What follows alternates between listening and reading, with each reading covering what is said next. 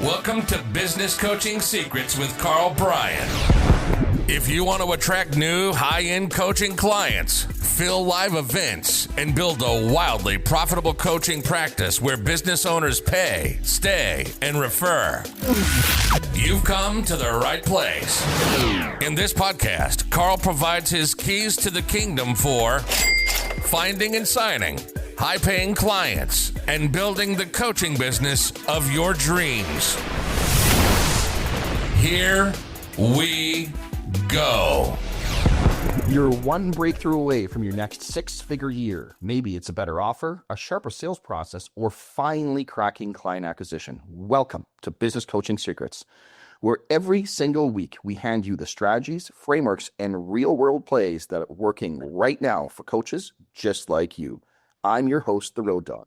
Hey, by the way, Karl, before I do the full intro, my doctor told me, Rodney, my doctor, he told me last week to watch my numbers more closely. And I said, dude, I already tracked my KPIs, my ROI, and my EBITDA. And he said, I meant your blood pressure. Please send help. Anyway, folks, here's Karl Bryan. Shoots, welcome to the show. Shits, there we go. That's fist pump Rodney is what I call him. There you go. Doctor. Oh, done. Great guy. Yeah, he was not happy with the numbers that I was tracking. That's definitely not what he meant. That is for sure. But that's okay. That's okay. Well, speaking of blood work, how's it going? Let's rock.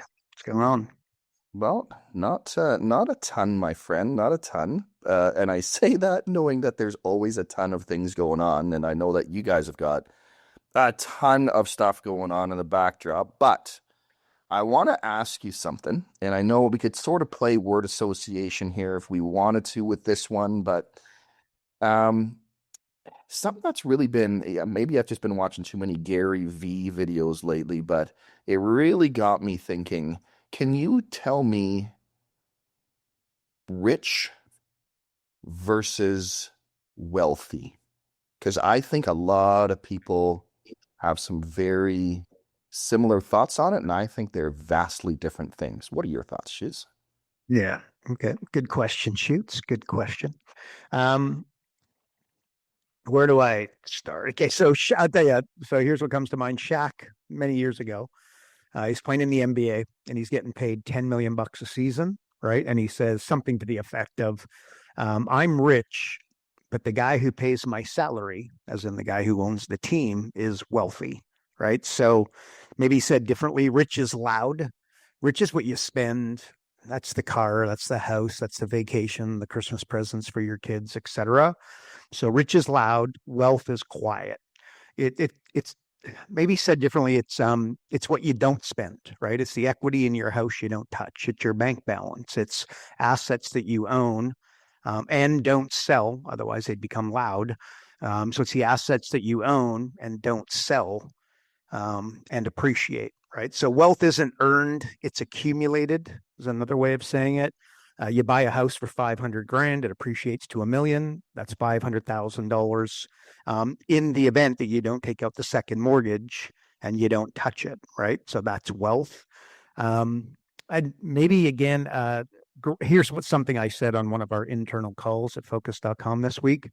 Got some feedback on it, but I said ground gained can often be measured in catastrophes averted, right? So an example of that is the NFL team, the football team that punts on 4th and 1, right? Yeah, they could have got it. Like the fans and the quarterback always want you to go for it. But what does the coach do? He punts it, and simply put, because if you don't get, if you don't get the yard, what happens? All of a sudden they got a 1st and 10, presumably in your zone, right? Bad. So again, it's about field position, right?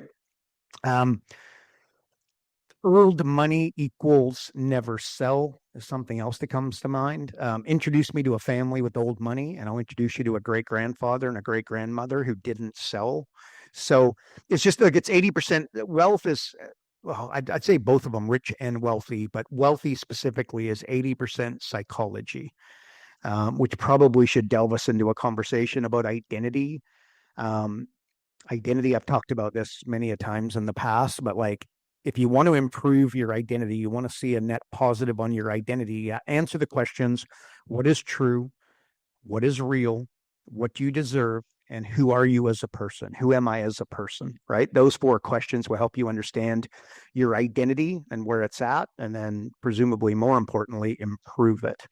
And quite frankly, wildly and quickly in the event that you do it properly, right? So leadership starts with telling the truth. You got to tell yourself the truth as far as what those answers are. Like, business owners all want me just to do it for them.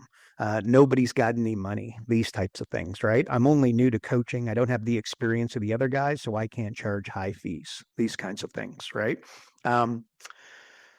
So shit, rich versus wealth. Money is 80% psychology. Closing this off, the most expensive habit you have is FOMO, FOMO, fear of missing out. We used to have to keep up with the Joneses, and now we have to keep up with the Kardashians. And also just rich versus wealthy. The goal is not to get rich and the goal is not to get wealthy. I think the goal is to have a great life, right? And much of a great life is often what doesn't happen, but goes unrecognized, right? It's divorce you didn't get. It's the fights you didn't have, the regrets you don't have, the illness you didn't get, don't have. Maybe it's the drugs you didn't take. It's the cigarette habit you didn't take up, the lifestyle you choose not to have. Again, moving the goalposts is that's FOMO 101. So it's money you didn't spend and things you didn't buy, right? Errors you didn't make. It's bad debt that you didn't take on. So I just think Shaq, he said, like, I'm rich making $10 million a year, but the guy who's paying me is wealthy. I think that says so much. But anyway, so rich versus wealthy. Rich is loud. Wealthy is quiet. You want to become wealthy. You want to guide your clients to be wealthy. It's quiet as opposed to the loud stuff. The Range Rover the expense is not the Range Rover. It's the tires, it's the servicing, it's when it goes, bad. It goes faster, so you get more speeding tickets, etc. It's the running costs, and which, by the way, would fall under bad debt. Bad debt you don't take on will lead you to wealth. That's my answer, Sheets. What do you think? Okay, hold on. Before we get off this topic, one quick thing here, because you mentioned bad debt. People always associate debt as bad, period. No such thing as good debt. Can you talk about just debt for a minute? Yeah. Okay. If you know how to use it, it's magic, right? Like, I borrowed money on real estate and it's worked out incredibly well. I've never taken a loan out on a business. I've bootstrapped everything, including an 8-figure business coaching company. But good debt, bad debt. Good debt is you borrow X, buy a house, call it 500 grand, right? So you borrow X amount to buy a house or a machine for your business. You pay $2,000 a month on your mortgage, but the house rents out for $2,500 a month, right? Hopefully more than that, but let's just assume you're $500 net positive. Or the machine that you bought, the return on investment on that machine is significantly greater than the repayment. That's good debt. Bad debt is where there isn't a positive return, right? And by the way, the most ruthless debt I can encourage anyone to avoid for your kids, your grandkids, etc. You probably know what I'm going to say. I know Road Dog does, but that's student loan debt. College fees have gone up like 10,000% over the last few decades. And if you file bankruptcy, guess what? It stays with you. Colleges are hedge funds. They're no longer colleges. That might tell you something. Potentially a criminal act against our youth, but I'll leave that one with you. And that's not to say I don't think an education is a bad. I'm not one of the guys that thinks like an education is a bad thing. What I do think is that the real magic of it is the discipline and the follow through and the connections, etc. But that said, I would be thinking wildly about going to college and getting, the student loan. I think it's crazy. Maybe back to rich versus wealthy. Like, rich people, the people that have the best lives have optionality, right? Live where you want, drive what you want, vacation where you want, do what you want effectively versus what you need to, right? The problem is we keep moving the goalposts on what rich, wealthy is. So one of the things, like coaching is always 2 things. I establish a starting line, I establish a finishing line, and the coaching is the line in between. So like with your, wealth, Set a target and hit it, and be careful. FOMO creeps in, and all of a sudden you start moving the goalposts, right? And look, and the magic of being a business coach, which is wildly relevant here, you're semi-retired for the rest of your life. If you keep going, you get more valuable. It becomes easier for you. You can charge more. Getting clients become easier because your network expands so much, right? That's Warren Buffett.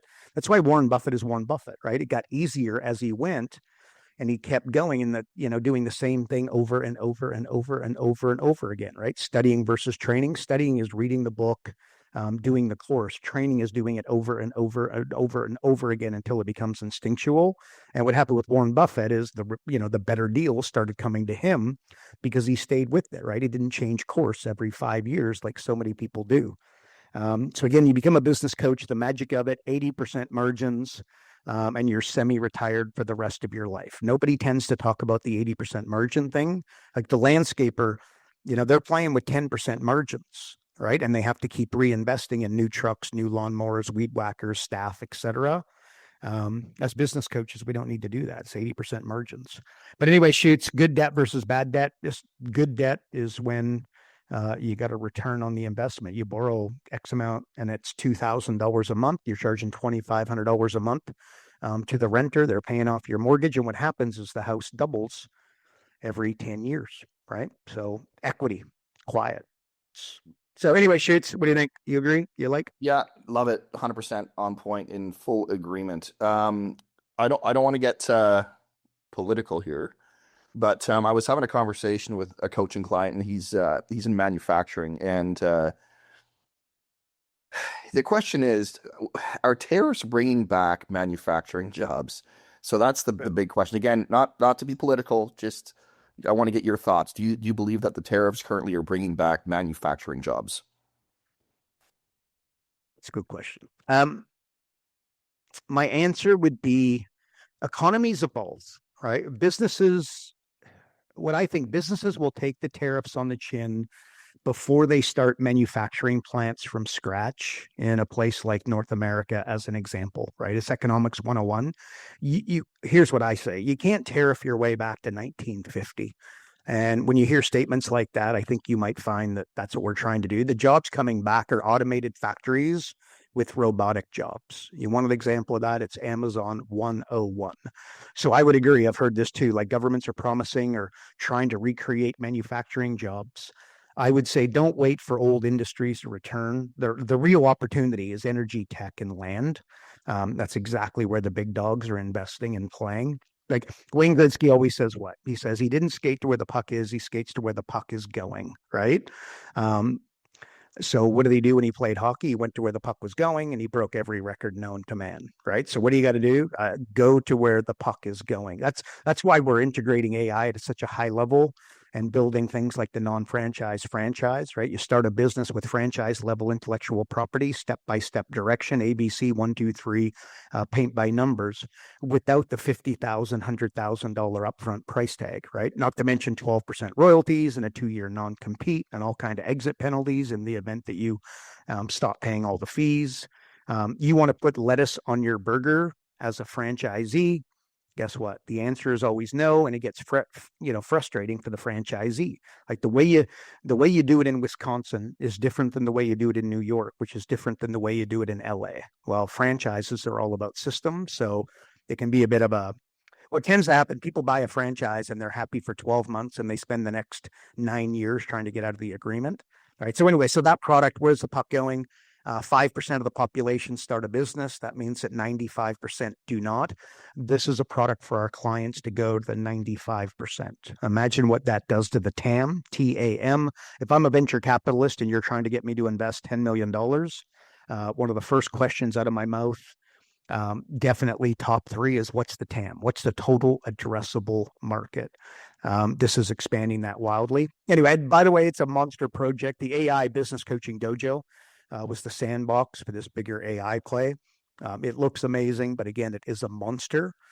So that said, but that's an example of going to where the puck's going. Look, anywho, manufacturing jobs are not coming back like they were in the past. You're just not going to be able to tariff your way back to the 1950s. So Ray Shoots, as you know, I could be wrong. You could be wrong. Does anybody have the right answer? And it's no, but that's what I see. And I don't see it happening. So that's what I'd say, Shoots. Okay, so I just want to close the loop on one last thing before I forget. Typically, I'm always hyping it up. Folks, we're going to get back to this next episode, and I always forget. Your books. Talk to me about kind of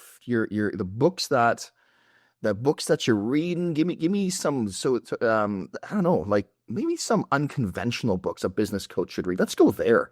Give me something different. Give me something unconventional, Shoots. Okay, Shoots. Okay, I'm glad you asked this, by the way. I don't know, unconventional, but I got a couple here. Readers are leaders, right? You got to educate yourself at the highest level. And if you were to ask me why, the education system is designed to keep you and your family confused about money. They're literally, there's so many different ways to say profit. There's profit, net profit, bottom line, operating profit, earnings, net earnings, etc. It's designed that way for a reason, right? To confuse everybody. So I could not recommend highly enough that you educate yourself, and more to the point, you help your clients get educated. So Confessions of an Economic Hitman. John Perkins is the author. What would I say about like the situation in Iran, right? Which maybe, what I mean? Hopefully we're on the other side of it, right? But obviously that's been some tumultuous kind of, some craziness, not to mention AI coming and the way the world may be feeling to you like it's a tad broken right now. I'd put this book at the top of the list. Like what it says, power is taken, it's not given. I've said this for a long time, but like we make rules for betas and we break rules for alphas. As a business coach, you got to be an alpha. You got to present yourself as an alpha. Your clients got to present themselves as an alpha. It kind of explains how corporations control countries. It's like a step-by-step ABC 1, 2, 3 paint by numbers guide on control. That's really what it's about. A very smart mentor once told me, how do we frame it? You want to control everything and be responsible for nothing. Okay. And as I say that, that's, I think, government 101 right there. Kind of disturbing book, if I'm honest with you. But anyway, so I think that's a good one. Confessions of an Economic Hitman. The Creature, what's it called? The Creature from Jekyll Hyde.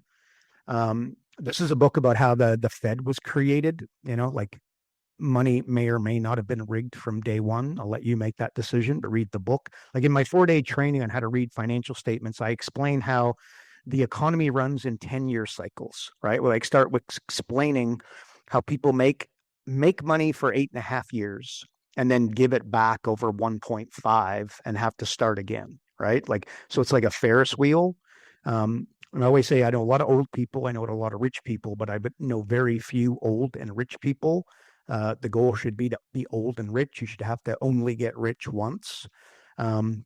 It's like knowing how money works will not stop you and your clients from screwing up and riding that financial Ferris wheel, 10-year financial Ferris wheel. But if you can isolate the problem, you can solve it. If you don't isolate the problem, you're not going to be able to solve it, right? I always say you can get lucky and make it. You can't get lucky and keep it, right? Another one, Shoots, would be Anti-Fragile. Unbelievable book. The frame of it, the overarching message, build systems to get stronger under pressure. Most systems get weaker under pressure, right? You want to build a flywheel. Explain a flywheel, you say. Like when you have a phone and no one else has a phone, it's useless for everyone but you, right? But you have a phone, I have a phone. You and I have walkie-talkies, right? It's good for you. It's good for me, but it's useless for everyone else, right? Get everybody in the city to have a phone, and it's useful for everybody in the city, but useful or useless for people that are outside of that city, like, the other people in the state and the country and the world, right? When everyone in the world has a phone, it's an incredibly powerful way to communicate, right? It's got network effects working in its favor. And the strength becomes scary, right? So it's a flywheel. Nothing can effectively take it down. Or maybe another example that might be easier to get your head around, like when you have a Facebook group and you have 10 people, look, it's useless, right? Nobody's going to see it. Nobody's going to care. You get 100 people, it's semi-useful because other people in the group will help the other 99, asking questions, answering questions, commenting, hearting, etc. Right? If you have a Facebook group with 10,000 like-minded people, the group is invaluable and feeds itself with the other, the other people, involving themselves because the members do the work, answer the questions, and the owner of the Facebook group doesn't need to, right? Why? It's got user-generated content, right? So that's what I'm describing as Facebook, Instagram, LinkedIn, TikTok kind of 101, right? User-generated content like a flywheel. It gets anti-fragile, right? But again, it's not anti-fragile at 10 people. We'll call it anti-fragile at 10,000, right? It gets stronger under pressure. It becomes more valuable as it grows. And by the way, if you're anti-fragile, what are you? Effectively unstoppable. Just think of Amazon and Apple at this stage. Nobody's stopping them, right?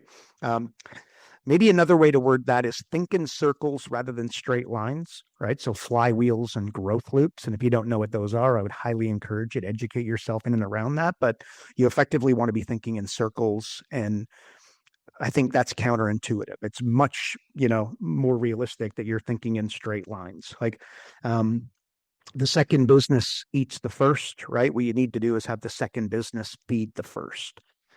Maybe said differently, like a funnel, right? You guys know marketing funnels. Russell Brunson's made them literally famous.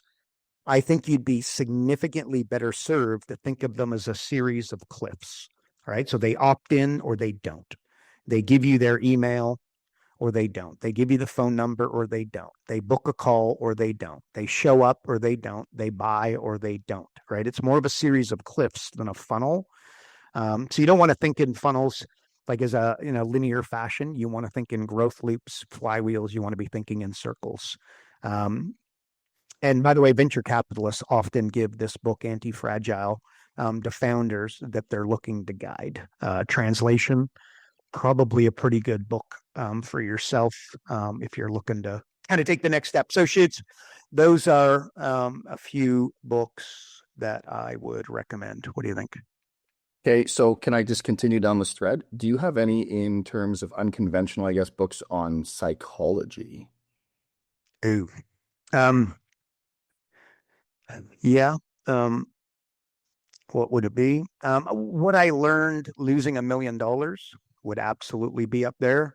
I think this is a Tony Robbins 101, but when you succeed, you party, and when you fail, you ponder.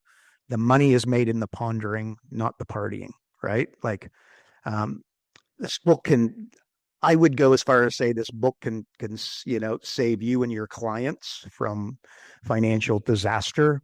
Like affluent people, as an example, are scared of losing it, right? Like understanding that as a frame can be very, very powerful because I think you meet somebody who's affluent, you think, hey, they don't need my help. Let me tell you, they have got insecurities and challenges just like you do, just like they do. Obviously, you can get lucky and make it. You can't get lucky and keep it. Or maybe, what do I say? Amateurs versus pros. Like amateurs study winning, or no, yeah, amateurs study winning and pros study losing. Right? Said differently, amateurs think of what could go right. Pros think of what could go wrong. Amateurs want to make it. Pros want to keep it. Pros want to multiply it. Anyway, so that book, what I learned. Losing $1 million, I would recommend that. Sapiens is another one.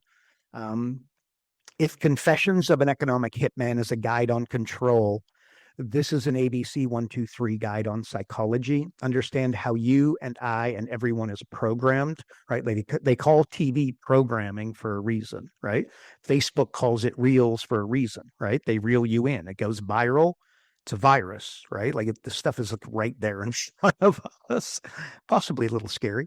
Social media used to use curiosity and interest to get you to engage, like sex sells. And no doubt that's not a surprise, but they've now worked out that rage is the key to getting you to respond. And by the way, I felt guilty of it. I'm guessing you have too, but like enragement equals engagement at the highest level. Way over sex sells, right? And that's the frame that we used to do, but I would avoid the rage, right? Manage your psychology around this. Train, like what you got to do is train. If you, as I say this, you say that, look, you see a lot of this stuff. You got to train your algorithm to send you positive and meaningful stuff rather than the anger and the rage baiting, um, around politics and wars. And, it was the Epstein files a little while ago, right? And by the way, help your clients do the exact same. Like Facebook can be a really positive experience, but it's your job to train it. So if you want to understand what you and I will do next and why we'll do it, what will motivate us to do it, and what will motivate us to do it, like this is a good book. What a man does right after he gets everything he wants is always interesting. Often, by the way, self-sabotage kicks in and they don't realize it. Series of bad decisions to light all on fire. So when you go, okay, kind of get that. That resonates. When you're going to make a big decision, there's 3 questions you ask. What's the upside? What's the downside? Third question, can I live with the downside? Right? So anyway, so that is one. And shoots, I can't say psychology without recommending Principles by Ray Dalio.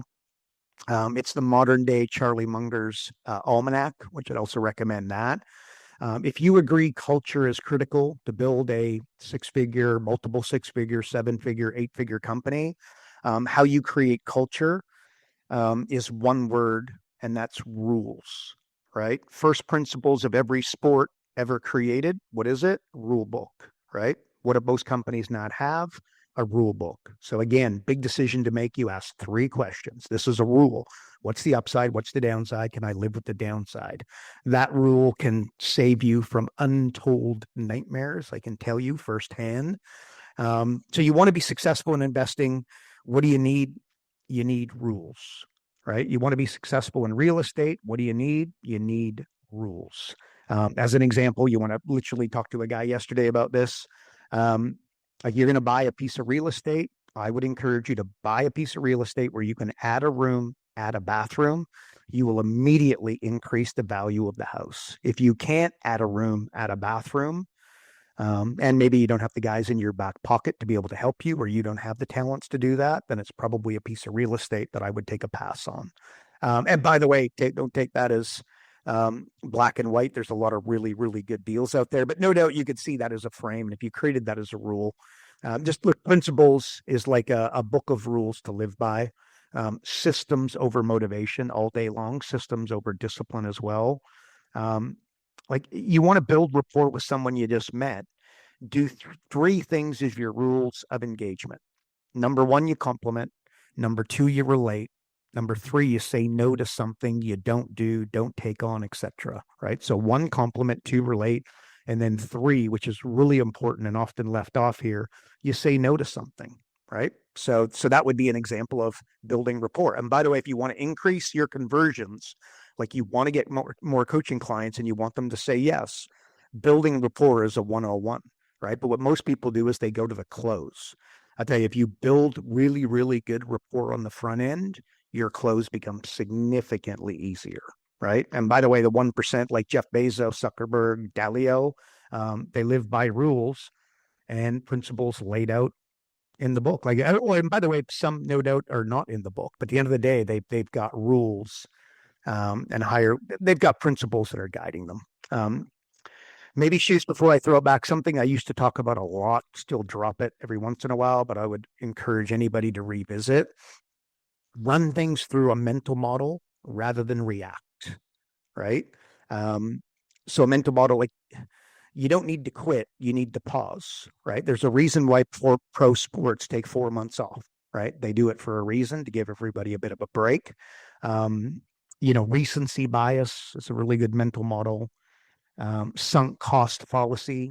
You bought a piece of real estate and you just hold on to it, because you feel like you got to get your return out of it. In some cases, what you'd be better off to do is to take the loss on that one and move it into something else. Maybe a better example is a retail shop. They've got all this stock, and it's just sitting there. And what it really does is create a cluttered retail experience for your client. look, what is not moving? Take that stuff, put it in a basket, run it out, get the cash, and buy, more stuff that does, is going to move. But at the end of the day, rules, principles, great book, highly, highly recommended. And yeah, then the psychology shoots. That's what I'm going to say. You mentioned real estate there, and it's interesting. You actually triggered something in me here. I got a guy that's thinking about coaching in the mobile home space. What are your thoughts on that one? Ooh.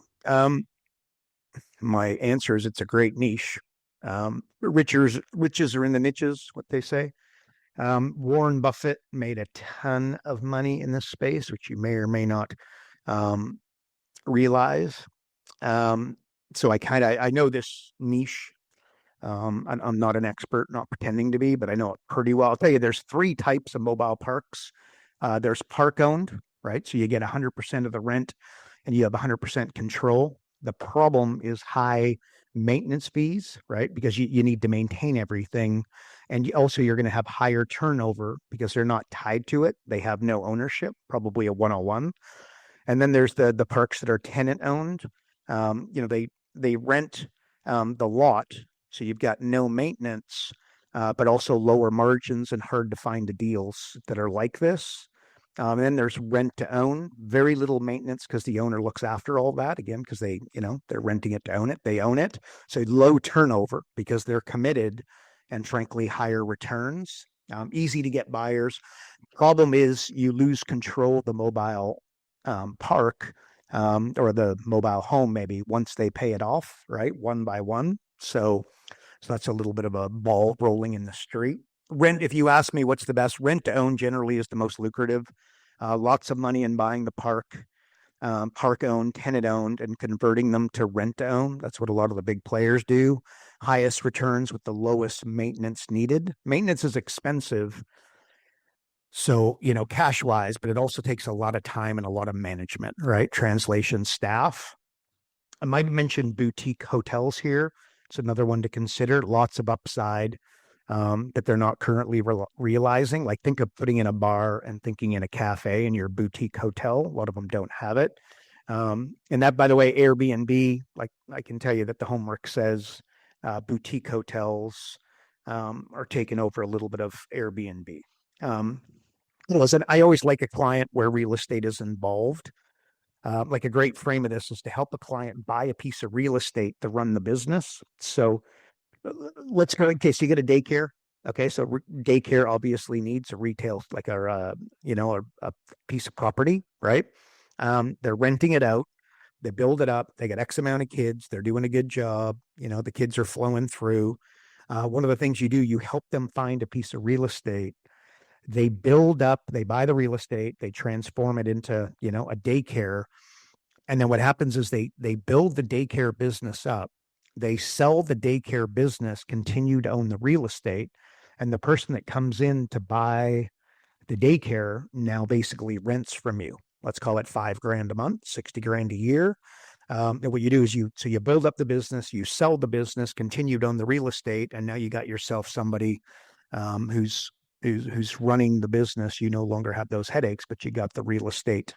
And then you do it a second and a third and a fourth and a fifth time. So anyway, so that, real estate is, I like a client where real estate is involved for those reasons. So anyways, shoots, that's my answer. All right. Well, speaking of things that you like, it's time, folks. It's time for your moment of zen to get you in the perfect mindset to be at your maximum productivity. Shoots, take it away. Moment of zen. Okay, I think I might have said this last week, but it's top of mind. So I went on a holiday to Disneyland or Universal. We went to Orlando, went to Universal and whatnot. And one of the things, like you go on a holiday and what do you think? What are we going to see? What are we going to do? Trying to keep the family busy, and you want to make sure that you take full advantage of Universal or Disney, etc. But I had a difference. We went on a holiday to Orlando not too long ago. And basically what I said is, how do I want this vacation to feel? Right. And of course, I want my family to have an awesome time. I want to have awesome time. But like, So how do I want the holiday to feel? How do you want your home to feel? Right. In some cases, it's like, I want my kids to do chores and I want my kids to, earn money or whatever it's going to be. Right. So you've got these rules in and around your house, which I would encourage you to do. But one of the things I would also encourage you to think about is like, how do you want it to feel? And we went to Orlando. What we did is we had Mickey points, right? So when somebody did something positive that made everybody feel good, it was just a positive dynamic, they got a Mickey point. But when they did something that, took away from that feeling, right? What we did is we took it away. So anyway, so really message there, like your home, yes, you want to have rules and all this kind of thing. Incredibly important. Couldn't recommend that highly enough. But my question for you is, how do you want your home to feel? Right. And by the way, how do you want your business to feel? How do you want your clients to feel? And then how do you want to feel within your business, right? Like integrity is like all you got, maybe a little bit harshly stated, but like integrity is all you got, right? You got to keep your word, especially to yourself. And by the way, that's confidence and lack of it if you don't keep your word to yourself, right? Like make your calls every day. You're going to have 3 conversations every single day with entrepreneurs. We'll set that as your target and then follow through. You do that, your confidence is going to be net positive. You don't do that, you don't keep your word to yourself, confidence is going to go in the wrong direction, right? It's like people on Facebook, like be open-minded versus closed off. People on Facebook sprouting off the loudest are the most closed-minded. Like if you get annoyed or you feel triggered a little, unfriend the person and value your peace over their profile, right? And including maybe a family member, or certainly, kind of quiet them. And there's ways to do that on Facebook, right?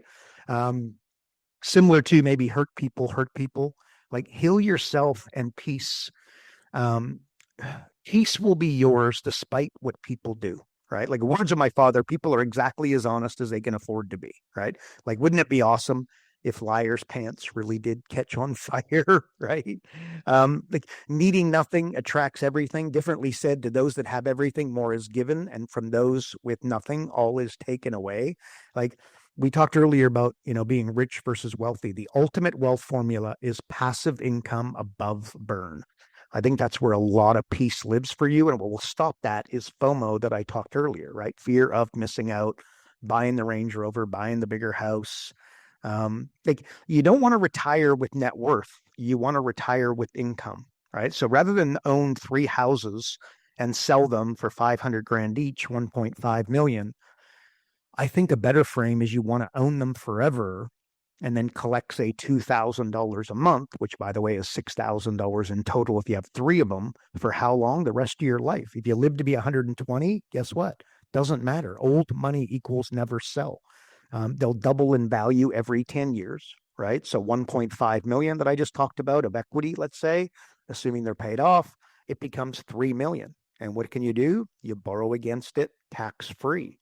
And by the way, that's just the simple rule of 72. 10% increase doubles every 7.2 years. 14 years, it doubles again. $6 million in this case, I guess. In 14 years, unfortunately, it goes by very quickly, right?